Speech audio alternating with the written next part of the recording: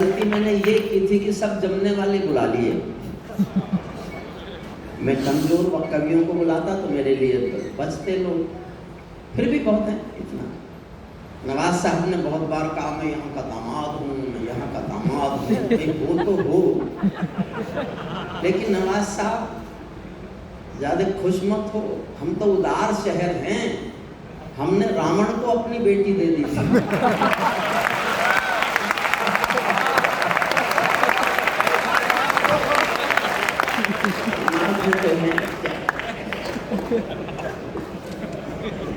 ये मैं एक कविता सुनाता हूँ,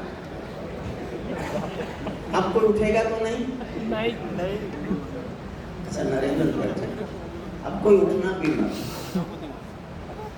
देखिए मुझे आप जानते हैं, सुनते रहते हैं, बस मेरा पूरा लेखन ये है कि मैं वो कलम नहीं हूँ जो बिक जाती हो दरबारों में, मैं वो कलम नहीं हूँ जो बिक जाती हो दरबारों में, मैं शब्दों की दीप सिखाऊं अंधियारे चौबारों में, मैं वाणी का राजदूत हूँ, सच पर मरने वाला हूँ, डाकू को डाकू कहने की हिम्मत करने वाला, डाकू को डाकू कहने की हिम्मत करने वाला हूँ। मेरी कलम वचन देती है अंधियारों से लड़ने की, राजमहल के राजपुत के आगे तंग लड़ने की, उस कवि का मर जाना ही अच्छा है जो खुददार नहीं, देश जले मैं कुछ ना बोलूं, मैं ऐसा गद्दार नहीं। जो लोग चले गए उनकी जिम्मेदारी भी आपके ऊपर है ताली बजाने की।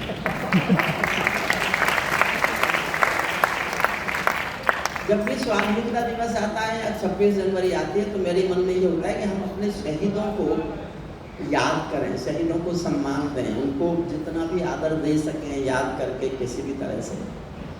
लेकिन एक घटना इस देश में ऐसी घटी, मैं एक बहुत दिनों के बाद एक पुरानी कविता सुनाना चाहता हूँ, लेकिन आप नहीं समझ सकते कि ये पुरानी कविता है। श्री राजेंद्र अग्रवाल साहब बैठे हैं, शायद इसी कविता को उन्होंने मुझे एक बहुत बड़ा कॉम्प्लीमेंट दिया था, वो रास्ते में बीच में बताऊंगा। एक सरकार ऐसी भी आई थी उत्तर प्रदेश में जिसने चंद्रशेखर आजाद को आतंकवादी कहा था। आतंकवादी उनके नाम के विद्यालय का पत्थर उखाड़ा गया जब किसी पत्रकार ने हिम्मत करके कहा कि आप क्या कर रहे हैं, ये विद्यालय चंद्रशेखर के आजाद के नाम पर है, तो उन्होंने गुस्से में कहा कौन चंद्रशेखर आजाद, वो आतंकवादी, और सारा देश चुप रहा। ये मेरी पीड़ा है। मैं श्रद्धेय अटल बिहारी वाजपेयी साहब के अडवाणी साहब के पास उठता बैठता था, मैंने दोनों से जाके शिकायत की कि आपके दल के समर्थन की सरकार चंद्रशेखर आजाद को आतंकवादी कह रही है और आप सब चुप हैं। तो अडवाणी साहब तो बोले, अटल जी ने कहा तू चाहता है हम सरकार गिरा दें? मैंने कहा नहीं साहब मत गिरा। मैं दोनों से कह के आ गया कि आपकी मजबूरी चुप रहना होगी, मेरी कोई मजबूरी चुप रहना नहीं है। मैं कवि हूँ, एक कविता लेके जनता के बीच जा रहा हूँ। 15 अगस्त है, स्वाधीनता दिवस है, मेरा सिर्फ इतना कहना है कि मत करो अपने शहीदों का सम्मान, कम से कम उनका निरादर मत करो, निरादर मत करो उनका। बस इस थॉट की करता है मैं सुनिएगा। आ जाओ, मैं पहला कवि हूँ।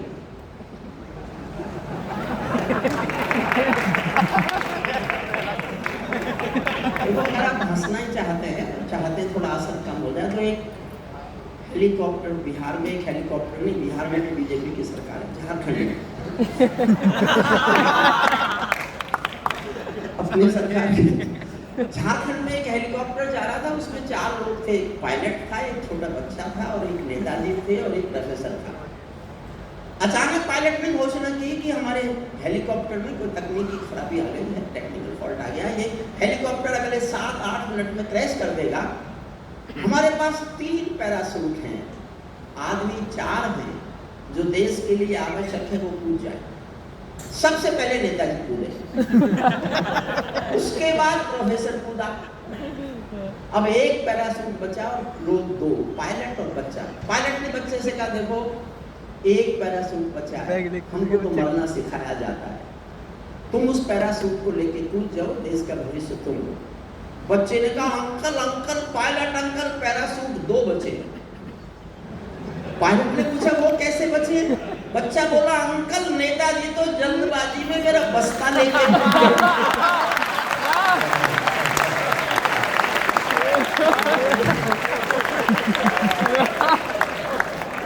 इतना अच्छा सारे लोग पढ़ गए, जब तक मैं इसका असर खत्म नहीं करूंगा मुझे आप सुनोगे कैसे?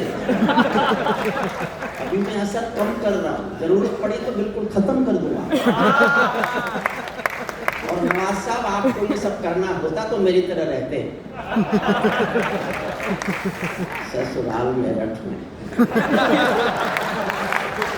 पहली बार सुना नहीं।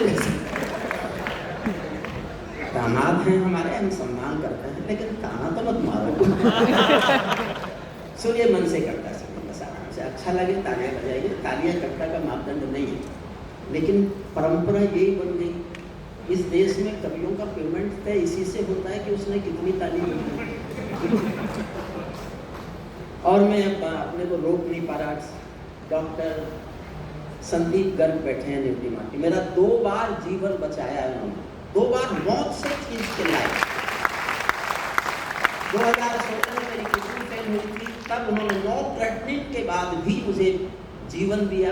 और अभी पिछले दिनों में उनके अस्पताल में था, मेरे 3 ऑपरेशन हुए, उन्होंने अपने सर्जन से जिस तरह मुझे बचाया। तो जब मैं ठीक हो गया, मैं उनसे पूछने गया मैं कब समझ लो मैं जाऊँ क्या, तो उन्होंने कहा गए क्यों नहीं। तो तब से मैं निकल गया, और मैं कब सम्मेलन के बिना रह नहीं सकता। मैंने 52 साल इस प्रोफेशन में गुजारे, पढ़ाया तो 40 साल है यूनिवर्सिटी में, लेकिन 52 साल में पढ़ना यानी तो इसके बिना मैं जी नहीं सकता। मैं अंत समय तक कविता पढ़ूंगा, ये मेरा दृढ़ विश्वास है। सुनिए, मन तो मेरा भी करता है झूमू नाचू गाऊं मैं, मन तो मेरा भी करता है झूमू नाचू गाऊं मैं, आजादी की सौगातों पर 100 गीत सुनाऊं मैं, लेकिन शबनम वाला वातावरण कहाँ से लाऊं मैं, मेघ मुधारों वाला अंतःकरण कहाँ से लाऊं मैं दामन में दर्द तुम्हारे अपने लेकर बैठा हूँ, आजादी के टूटे फूटे सपने लेकर बैठा हूँ। मेरी हिम्मत को दाद देना, और दाद दो तो